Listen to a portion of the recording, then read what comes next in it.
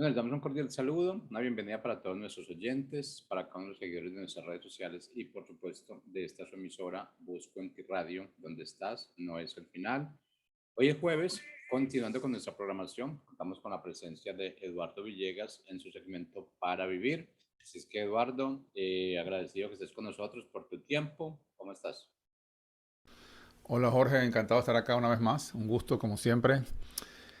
Eh, Todos nos reímos, no sin cierto sarcasmo, cuando escuchamos historias de que una modelo preciosa de solo 25 años dice estar profundamente enamorada de un hombre ya de 75 que casualmente es multimillonario o billonario.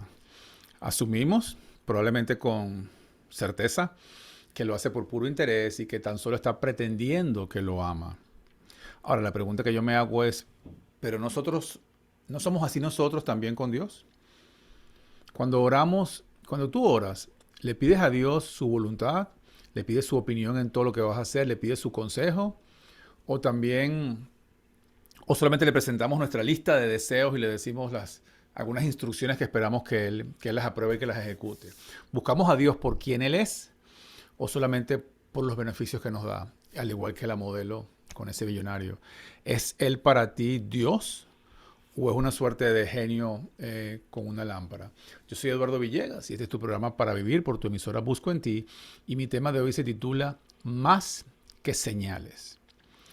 Juan 6 nos narra una historia fabulosa que todos hemos escuchado, cómo Jesús multiplicó pan y peces y alimentó a una multitud. Y dice así, dice que Jesús se fue al otro lado del mar de Galilea y le seguía una gran multitud. Ahora, la multitud le seguía porque veían las señales que él hacía en los enfermos. La multitud no lo estaba siguiendo necesariamente porque creían en él, porque estaban buscando la presencia de él, porque lo amaban. Dice, lo seguían porque veían las señales que hacía en los enfermos.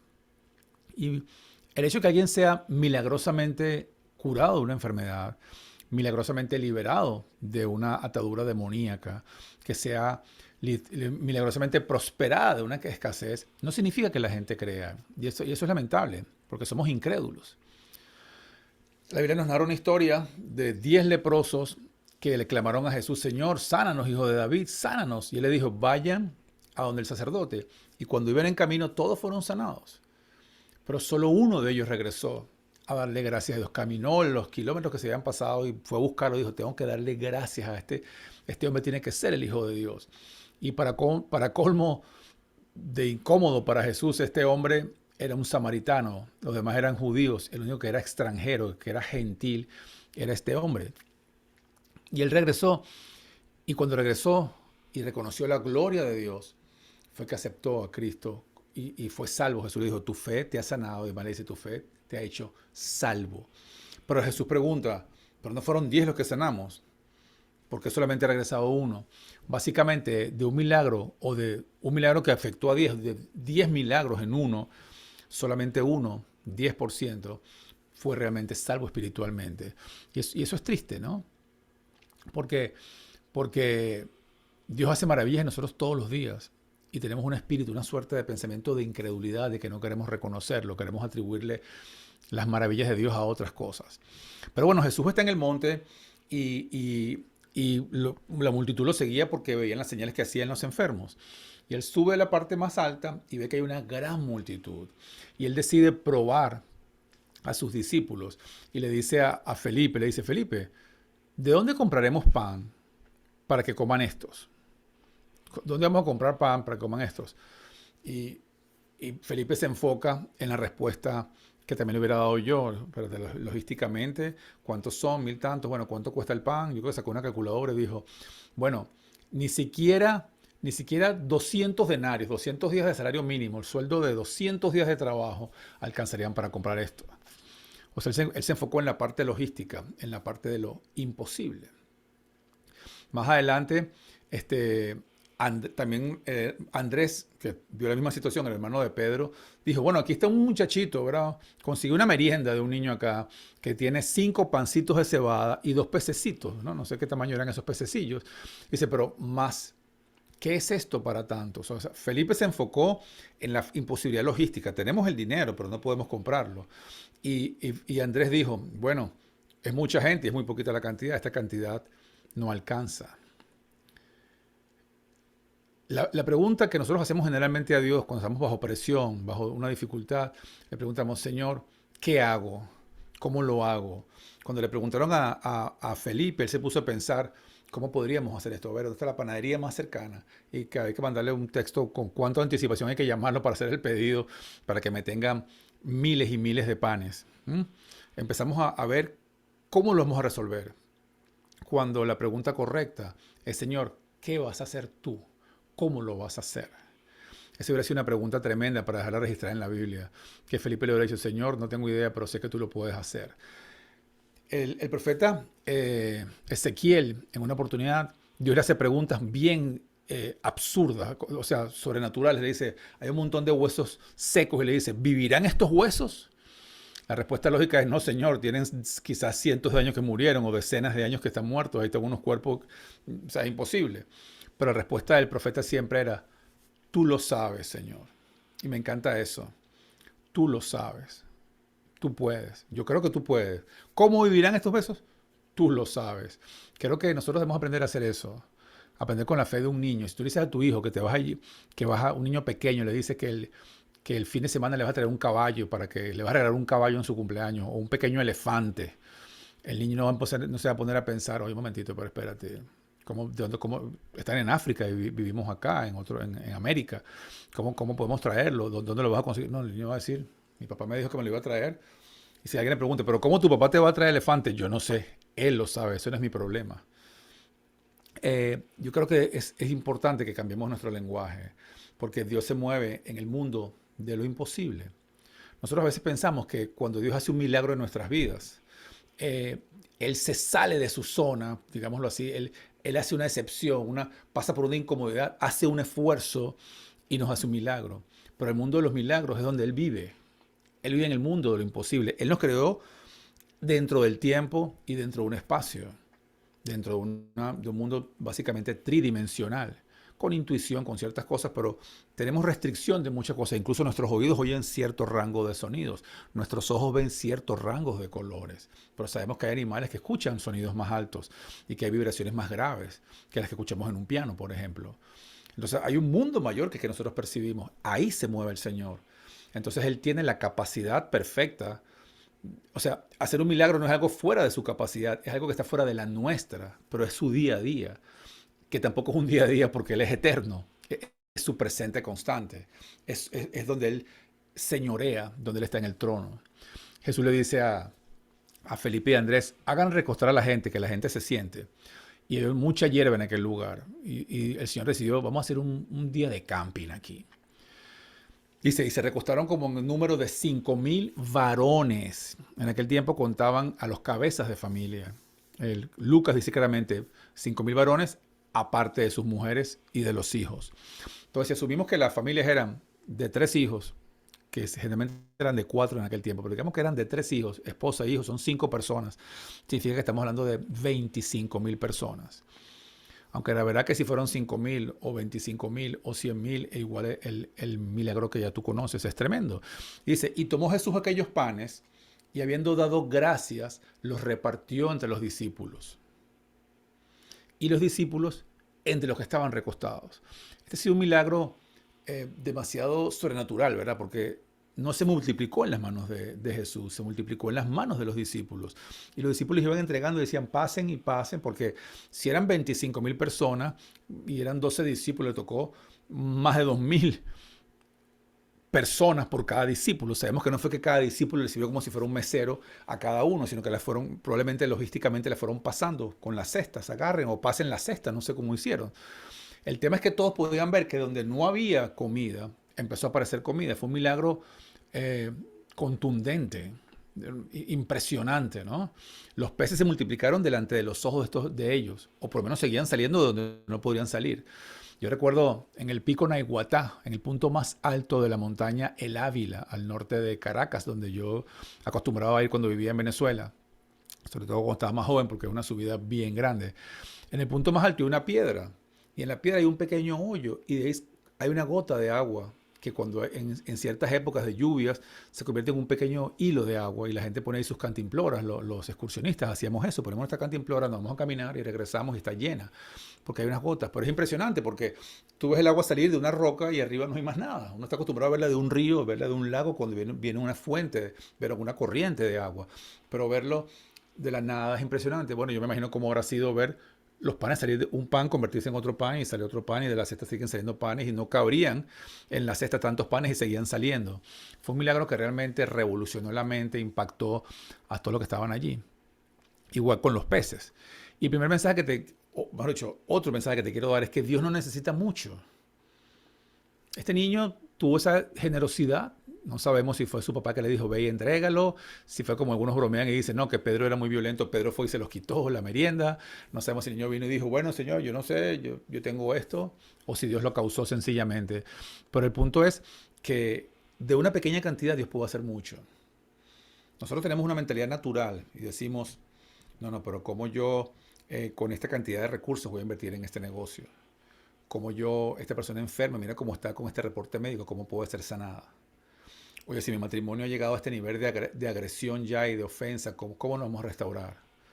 Oye, si mi hijo se ha apartado tanto, mi hija se ha apartado tanto, ha estado en el mundo con hombres o con mujeres, metiéndose en lugares como el hijo pródigo, ¿verdad? Y drogándose o ha rechazado, ¿cómo va a volver a la iglesia? ¿Cómo va a volver a la vida? Pero para nosotros la logística es difícil. Y la cantidad es importante. ¿Cómo con esta cantidad de dinero voy a hacer un negocio? ¿Cómo con esto me voy a atrever? Pero Dios necesita es poquito, lo que necesita es la disposición y que esté de acuerdo con la voluntad de Dios para que Dios dé gracias. A mí me encanta porque dice, ni siquiera oró, dice Dios gracias y empezó a repartirlo. Necesitamos hacer cosas que le agraden a Dios, que Dios desee dar gracias. Nosotros vemos en el Antiguo Testamento, por ejemplo, el profeta Elías, que se consiguió una oportunidad con una viuda, que su marido murió y le habían dejado a los hijos, bueno, se estaba muriendo la mujer. Y ella decía con su hijo, decía, lo único que tengo es un poquito de harina y un poquito de aceite en una tinaja. Y él le pide que le haga una torta especial a él. Imagínense esto. O sea, la mujer se está muriendo, pero Dios le había dicho al profeta que esa mujer lo iba a alimentar a él. Imagínense usted está en una situación económica y usted quiere que venga una persona con muchos recursos a alimentarte, pero diga, no, ¿sabes qué? Hay una viejita en tal parte, una viuda, perdón, que está muy mal, no tiene nada, se va a morir, ella con su hijo. Bueno, yo le he ordenado a ella que te alimente. Así funciona Dios, es la manera como Dios piensa. Él no está limitado por las cosas nuestras. Nosotros decimos, pero ¿cómo una viuda me va a alimentar si no tiene ni siquiera para ella? Y de hecho, cuando el profeta se acerca, le dice, ¿sabes qué? Hazme una torta a mí primero. La mujer le dice, estamos haciendo una torta, mi hijo y yo, para morirnos, no tenemos nada. Dice, está bien, yo te entiendo, pero no te preocupes, no va a faltar nada. Pero hazme primero una torta a mí. Y sabes que me gusta debajo de la ceniza, o sea, póngale una salsita, unos chocolatitos encima y un poquito de sirope, ¿verdad? Mermelada de fresa que me gusta. Cualquiera diría, este sí es especial, ¿no? Pero la mujer ofrendó, reconoció a Dios, le hizo la torta que el profeta dijo y a la mujer no le faltó luego, ni se acabó el aceite, ni se acabó la harina. Igual Eliseo, el seguidor de Elías, el sustituto de Elías que tuvo la doble unción que la de Elías, hizo lo mismo. Se consiguió una viuda y esta viuda tenía unas deudas, iban a esclavizar a sus hijos y le dijo, ¿sabes qué tienes en tu casa? ¿Qué hay? Le dijo, nada. ¿Qué tienes por allí? Bueno, una jarrita de aceite. Ah, tráela, no te preocupes. Mira, enciérrate en tu casa, agarra todos los envases que tengas y cuando voltees el aceite, va a seguir fluyendo. Mientras que puedes llenarlo, se va a seguir fluyendo. O sea, le está diciendo, el milagro es el tamaño de tu fe y de tu ingenio. La mujer corrió, mandó a los niños a pedirle a los vecinos, traigan envases, traigan latas. Lástima que no tenía una piscina esta señora, ¿verdad? Pero cuando llegó el final, que ya no había más espacio, le dijo, mira hijo, tráeme otro envase. Mamá, no hay más envases. En el momento que se le llenó el último, se dejó de fluir el aceite. Y el profeta le dijo, ¿sabes qué? Vende parte del aceite, paga la deuda de tu marido y con el resto que te queda, véndelo también y con eso vives tú y tu familia. O sea, con pequeñas cosas, con un pan y 2 peces, con una jarrita de aceite, con un poco de harina, Dios puede hacer multiplicaciones. Nosotros no debemos acercarnos a Dios con una mentalidad limitada por nosotros. Hay que decir, Señor, yo sé que tú puedes hacer esto. No sé cómo. Tú eres el que sabes cómo hacerlo. pero yo no me voy a enfocar en qué es lo que yo puedo hacer. Yo me quiero enfocar en qué es lo que tú vas a hacer, qué es lo que tú puedes hacer. Y efectivamente ocurrió. Se multiplicó como ya mencioné en el verso 12, dice, y cuando se hubieron saciado. O sea, no fue que, porque hay personas, hay ateos y hay gente que está en contra de esto que dice, no, no, lo que pasa es que todos sacaron un poquito de comida y se la compartieron y eso no está mencionado. Pero no, no, no, ellos no fue que sobrevivieron ese día. Ellos se hicieron el día de picnic de la historia. Dice que cuando se hubieron saciado, otra versión dice cuando estaban hartos. Dice, dijo a sus discípulos, recoger los pedazos que sobraron para que no se pierda nada. Recogieron pues y llenaron 12 cestas de pedazos que de los 5 panes de cebada sobraron a los que habían comido. Se recogieron todo el pan y llenaron 12 cestas de las sobras del pan, cuando eran 5 panes lo que tenían inicialmente. Esa es la matemática de Dios. Dios multiplica por 0 y le da un valor. Dios no necesita mucho para empezar algo. Él con poco puede convertirlo en mucho.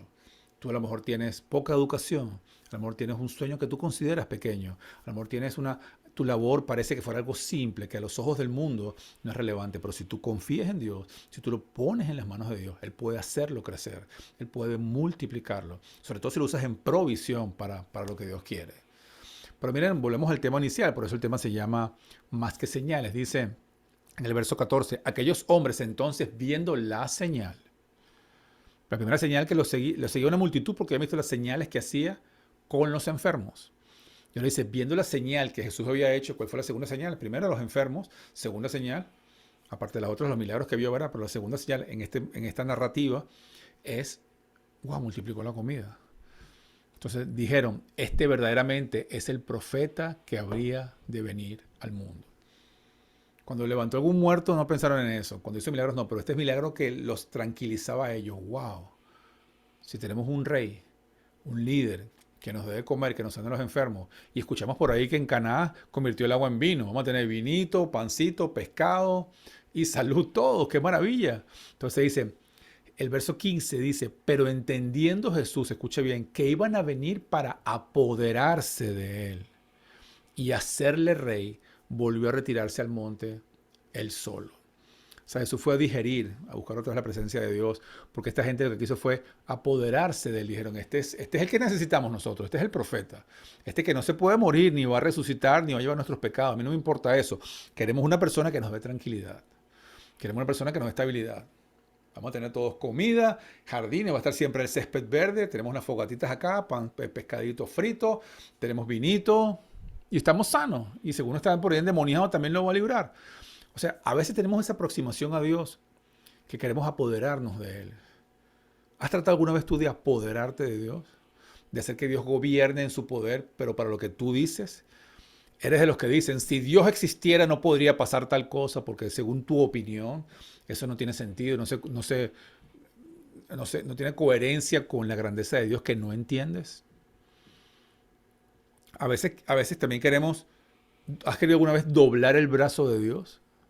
Insistirle que haga lo que tú dices, que tú le insistes y le lloras y le clamas y haces promesas y te comprometes a la procesión y vas a caminar de rodillas y vas a dejar de comer tal cosa y no vas a hacer, porque Él tiene que hacer lo que tú dices. Esas no tienen gran diferencia con la modelo de 25, con el billonario de 75, que quizás lo manipula, quizás le dice cosas para tener sus beneficios. Pero Dios no es así. El problema que tenemos es que nuestro foco está en nosotros. A veces creemos que ser benditos es tener todo. Somos como niños mimados, que pensamos que si existe un Dios es para satisfacernos. O sea, pensamos que Dios vive, que nos da todo para que estemos tranquilos, que lo que Dios quiere es nuestra paz. Dios no está preocupado por tu comodidad. La preocupación de Dios es tu corazón y que te hagas más parecido a Él cada día y que cumplas tu propósito en la vida para el cual Él te creó. Y eso es buenísimo para ti, eso te va a llenar de satisfacción mucho más. Pero en tu zona de confort no lo hacemos, nos quedamos cómodos. Y Él tiene a veces que alarnos. Entonces Dios no existe en el universo para satisfacerte. Él no es un genio de la lámpara, Él es Dios. Él no tiene problemas en cubrir tus necesidades, pero también Él también quiere tu bien y por eso también quiere trabajar en tu corazón.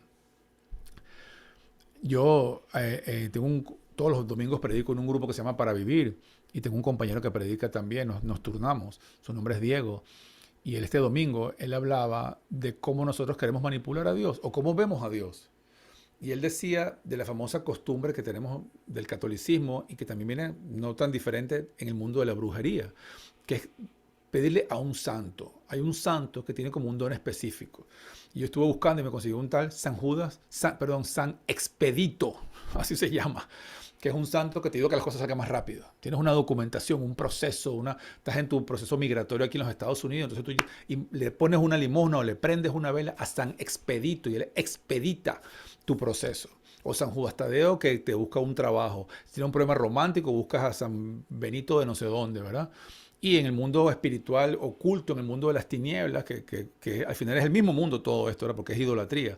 Pero en el mundo de que le conocemos como hechicería, entonces le pedimos a María Leonza, o al negro Felipe, o a un cacique, o a la corte de no sé dónde, a la corte africana, le ponemos ron y le ponemos comida y le decimos que nos haga ciertos favores que queremos tener, que la mujer no nos deje, que el hombre no nos deje, que abandone a la otra, que abandone al otro, que nos hagamos millonarios, etcétera. Eso nos ha marcado tanto, esa fe, esa manera de creer, esa religión absurda, de querer manipular a Dios, de tener un poder a quien le damos y si le damos nos da a nosotros, es una transacción. Entonces yo dirijo, yo invierto, pago, cae, doy y me lo dan. Y además nos ha dañado esa mentalidad de buscar como el camino oculto.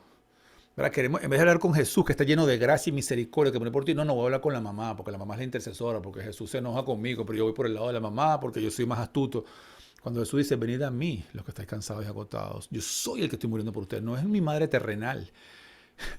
Yo no tengo madre en los cielos, yo soy el primogénito, yo nunca fui creado, soy primero. La madre la tuvo en la tierra para poder nacer y hacerme hombre. Entonces, todos esos paradigmas de conexiones nos dañan y además nos generan una fe, porque si le damos un santo, a veces ocurre, a veces no ocurre. Nosotros tenemos una fe como que a la suerte. Ahí vamos a ver, como quien lanza una moneda. Uy, de repente fue que no le puse suficiente. De repente él le prendió 7 velas y le puse nada más 3. El santo no le gustó, se enojó conmigo. Entonces tenemos esa mentalidad con Dios, pero Dios no tiene nada que ver con eso. Dios no es un Dios de palanca, de contacto, de saltarme los caminos porque yo conozco a fulano. Es tan feo eso en el ser humano. Lo que Dios quiere es tu amistad. Cuando Jesús le va a lavar los pies a los discípulos, Pedro se resiste y le dice, no, ¿cómo tú me vas a lavar los pies a mí? No lo puedo aceptar. Y Jesús le dice, si no te lavo los pies, si no me dejas estar contigo, si no me dejas servirte, darte este ejemplo de limpieza, de pureza, de humildad, no tendrás parte conmigo. ¿Y qué significa tener parte conmigo? No vamos a estar juntos. Tú me sirves a mí, pero tú me sirves porque eres mi apóstol, tú eres mi discípulo, pero también te quiero servir a ti. Déjame amarte. Si no lo permites, no podemos tener una relación. Porque en la relación, la verdad, en la relación con Dios, Dios dice, en mi relación contigo yo siempre doy más de lo que tú me das a mí. Porque yo soy Dios, soy más grande que todos. Entonces Dios lo que quiere, no es que cuando tú lo adoras, cuando lo buscas, cuando te pide adoración, no es porque Él tenga un problema de ego, es porque a ti y a mí nos conviene enfocarnos en Él. Buscarlo a Él, estar enfocados en Él, en su grandeza, Cuando tú ves estos videos y muchos otros predicadores o los que hemos hecho antes, lo que tú estás es renovando tu mente, empiezas a entender las cosas de una manera diferente, ¿verdad? ¿Qué sentido tiene pedirle a los santos? ¿Qué sentido tiene una virgen de madera? ¿Qué sentido tiene que pedirle a la mamá cuando tengo al hijo, que fue el que murió por mí, o tengo al padre que lo envió? ¿Qué es lo que dice la palabra? Y tu mente empieza a renovarse. Oye, yo sé que en el mundo natural yo no puedo hacer muchas cosas, tengo que tener semilla para sembrar, pero en el mundo de Dios con una semilla haces un bosque, con un pan, 5 panes y 2 peces alimentó a 25,000, 30,000 personas y sobró. Dios no está limitado por las cantidades, con una pequeña cantidad de aceite alimentó a la familia por el resto de sus vidas. No cesa algo, Él vive en el mundo sobrenatural. Entonces no hay que preguntarle qué hago, sino qué vas a hacer, Señor. Porque tú lo sabes. Mis pensamientos no son tus pensamientos. Yo sé que lo que tú piensas no lo puedo entender yo. Tener fe es decir, bueno, Señor, si yo tuviera el conocimiento que tú tienes y supiera la información que tú tienes y viera el futuro como tú lo ves, yo también haría lo que tú estás haciendo en mí. Porque lo que tú estás haciendo es lo mejor para mí. Porque tú me amas, porque me conviene. Entonces, esa es la relación que necesitamos con Dios. No una relación donde yo me le impongo a Él, o yo lo manipulo con regalos, o con mi llanto, o con mi sacrificio, o con mi clamor. Dios no es manipulable, Él no sufre de esas cosas. Dios quiere tu amistad.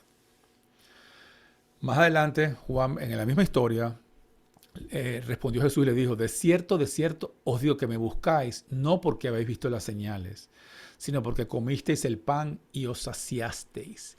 Y luego nos da esta instrucción tan preciosa, dice, trabajad no por la comida que perece, sino por la comida que a vida eterna permanece, la cual el Hijo del Hombre os dará. O sea, no te enfoques en lo terrenal. Esto es lo secundario. O sea, la provisión, la abundancia, ustedes la necesitan. Yo quiero que se enfoquen en el reino. No se enfoquen en la bendición, enfócate en quien te da la bendición. Quiero estar contigo. Si tú estás conmigo, si tenemos una relación, no te va a faltar nada. Yo me voy a encargar de todo. Pero no te enfoques en lo que recibiste. No me bajes a tu nivel. No me quieras convertir en el rey de un pueblo porque tienes comida. Yo soy el rey del universo. Tengo una relación conmigo. No me bajes a tu nivel. Ven, acércate cada día un poquito más al mío. Estamos llamados a cada día parecernos más a Jesucristo.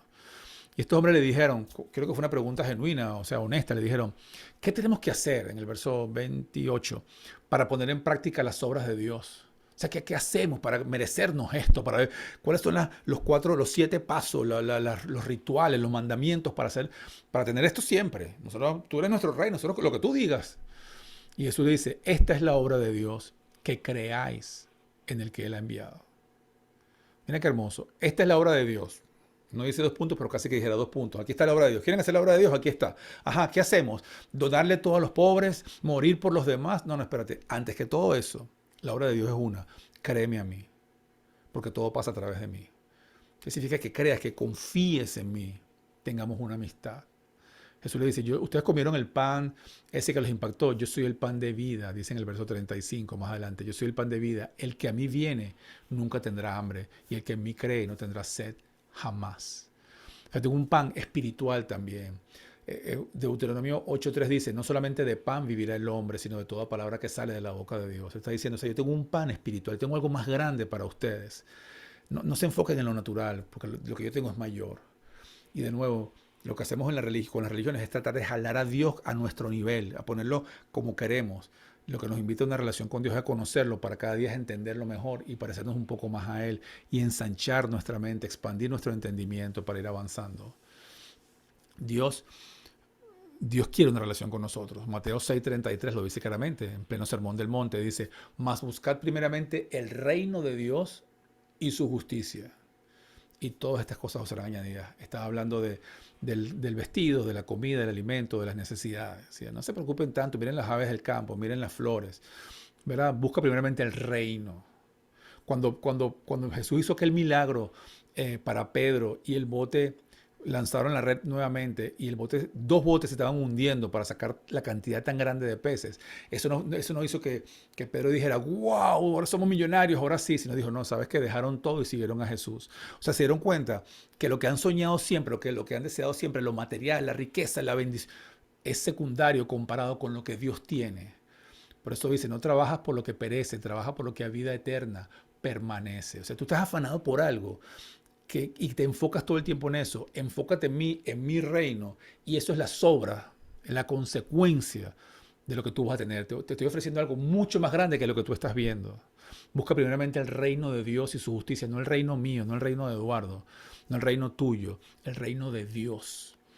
Por eso Marcos 12:30 dice, ¿cuál es el principal mandamiento? Amarás al Señor tu Dios con todo tu corazón y con toda tu alma y con toda tu mente y con todas tus fuerzas. Cuando tú ames a Dios, estarás cumpliendo el principal mandamiento. Jesús dice, cuando ores, no dice si oras, cuando ores, métete en tu cuarto, cierra la puerta y ora en secreto a tu Padre. Y tu Padre que ve en los secretos te va a recompensar en público. Esas necesidades que tú necesitas, esa gloria, ese respeto, esa influencia, ese liderazgo, esa reputación, ese dinero, eso va a venir. Eso es secundario para Dios, pero lo importante es la intimidad con Él. Lo importante es que busques primeramente mi reino. Lo importante es que me ames a mí primero con todo tu corazón. No termines cuando Dios recién empieza. No te distraigas persiguiendo la bendición, descuidando al que te da la bendición. Uno lee Mateo 6, nos enseña el Padre Nuestro y dice, Padre nuestro. ¿Cómo empiezas a orar? Padre nuestro de todos, que estás en los cielos. Santificado sea tu nombre, sea exaltado sea tu nombre. Venga a nosotros tu reino y que se haga tu voluntad. Se trata de Él, de quién es Él. Entonces después, la segunda parte, El pan de cada día nos lo das hoy, el perdón. Líbranos de tentaciones, líbranos del maligno, lo que viene para mí. Pero tú empiezas enfocándote en el Padre. No hay mejor oración que decirle al Señor, hágase tu voluntad. La fe es saber que si entendiéramos todo como lo entiende Dios, estaríamos 100% de acuerdo en que Él lo hiciera. Pero entonces no necesitaríamos fe. La fe en Dios, por eso dice, la obra de Dios es que crean en mí. Creer en Él significa decir, yo no sé cómo lo vas a hacer. Yo sé que lo vas a hacer. Tú lo sabes. Tú eres poderoso. Yo no me preocupo cómo voy a hacer esto, cómo lo voy a lograr hacer. Yo te pongo los panes y los peces. En vez de decirte, en vez de analizar la logística, pero espérate un momentito, con 200 denarios y dónde está la panadería más cercana. No, no, no. Yo no sé cómo lo voy a hacer, Señor. Yo no sé cómo lo vas a hacer, pero sé que tú lo puedes hacer. Es como el leproso que le dices, maestro, si quieres, puedes sanarme. No le dices, si puedes. Sabes que si puedes. Si tú lo deseas, lo vas a hacer. De eso se trata. Juan 15:15 dice una frase que es, te invito a que te la guardes en tu corazón. Dice Jesús a sus discípulos y por ende a nosotros, porque es un ejemplo de lo que Dios siente por nosotros. Dice, ya no os llamaré siervos, porque el siervo no sabe lo que hace su Señor, pero os he llamado amigos, porque todas las cosas que oí de mi Padre os las he dado a conocer. Yo no sé tú, pero yo prefiero que Dios me llame amigo a cualquier otra cosa. Y creo que si el Todopoderoso, Dios del universo que murió por mí, es mi amigo, estoy seguro que nada me va a faltar. En la Biblia vemos a un Jesús que ama, a un Jesús que comparte con la gente, a un Jesús que está en picnics con sus discípulos, que está en la barca, que ríe, que camina sobre el agua por diversión. Un Jesús que comparte lo que tiene, que sana a los enfermos, que consuela al que está triste, que es afectado también, que es humano, 100% humano. Cuando murió Juan el Bautista estaba de duelo. Vemos un Dios que libra. A Él le gusta nuestra compañía, Él quiere tener camaradería contigo. Efesios 4:30 dice, no contristemos al Espíritu. No seamos insensibles a ese amor tan grande que Él quiere tener coinonía, quiere tener comunión con nosotros. Estamos preocupados en lo que nos interesa a nosotros y lo rechazamos a Él. No te queremos a ti, queremos lo que tú nos das, queremos apoderarnos de ti. Realmente no nos interesa tu reino y tu pan del cielo, queremos el pan de la tierra, queremos el vino, el agua que se convierte en vino, queremos a los enfermos sanos y queremos tener suficiente pan para que sobre. Pero ese no es el reino de Dios. Busca la comunión con Dios, con el Espíritu Santo, no tanto las señales. No trates de apoderarte de Dios, es mejor que seas su amigo. Este fue Eduardo Villegas en tu programa Para Vivir. Que tengas una feliz semana y muchas bendiciones.